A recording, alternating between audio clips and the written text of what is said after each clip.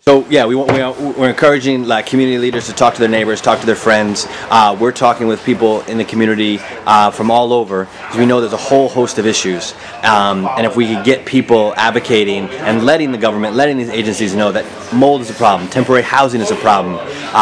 There's a lot of small businesses that don't have access to the Small Business Association loans, either because they're too small or because they have bad credit, or they don't want to take out another loan because they've already been hit so hard and business is already struggling as it is. So we need to figure out how we can find all these avenues to like source resources to continue to meet the sort of ongoing needs, but do it in a way that gives people the power to be able to advocate for themselves. Right. These small businesses need immediate assistance now. They need a bailout. Yeah. You know.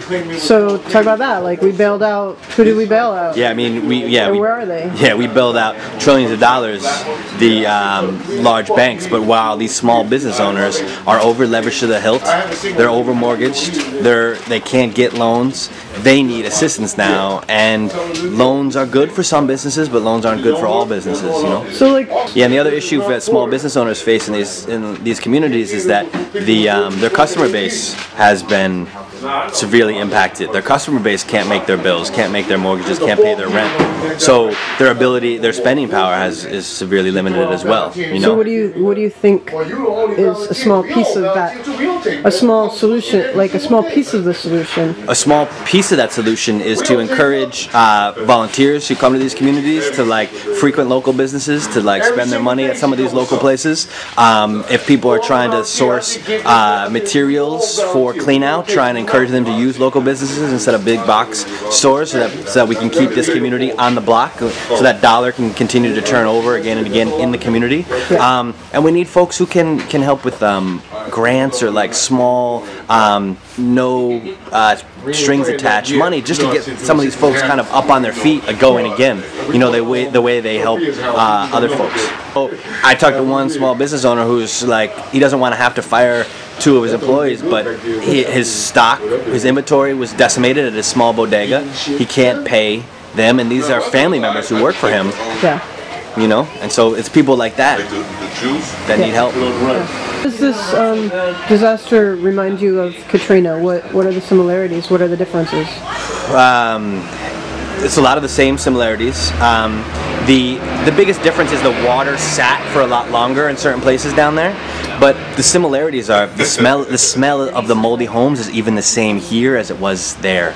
Like there's something about water when it sits and it's filled with grime and dirt, it smells the same. I go walk into a moldy house and I'm almost passing out. And meanwhile, there's toddlers crawling around. I've been dealing with this for over a month, you know? And that was the same situation in New Orleans. Yeah, and so what is FEMA offering? They're offering hotel vouchers when the hotels, there's like a waiting list of like 2 weeks just to get in. Yeah, FEMA's offering hotel vouchers. What we're experiencing from people is that they can't even get into those hotels because those hotels are booked by relief workers who are coming in. And then the mayor's office said that they apparently on their website they have a way to like access room blocks, but people barely have electricity, let alone internet, and a lot of these communities didn't even have internet to begin with. So wait a minute, so you're saying that volunteers are getting priority over residents to take these hotels? I don't know if they're getting priority, but I know that we've talked to people who have tried to use hotel vouchers and weren't able to because the hotels were booked by not necessarily tourists, but by relief workers from Red Cross or wherever these folks were coming from, large agencies. And also these places, like these communities, Coney Island, Staten Island, Rockaways, are an hour and a half at best from Manhattan. So you're destroying the fabric of the community when people are staying in these hotels that are far away. And not only are these hotels far away, but they're in neighborhoods where there aren't food options that people can afford. I was Bloomberg, and you would say something to him right now, off the cuff. What would you say? The first thing I would say is that you need to tell OEM, to tell the feds to bring in temporary housing.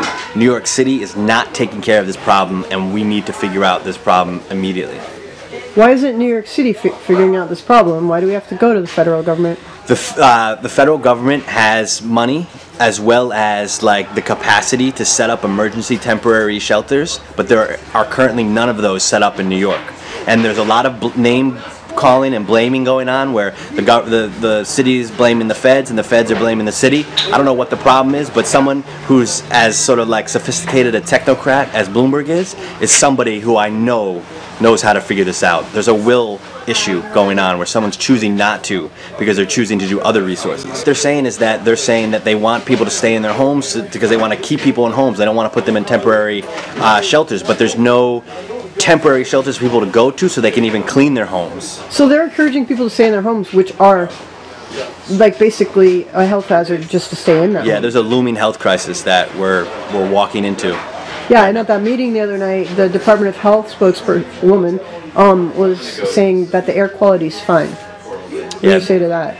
What I would say to that is that anyone who says the air quality is fine needs to spend a night in one of these moldy homes and develop what is called the Rockaway cough. Yeah.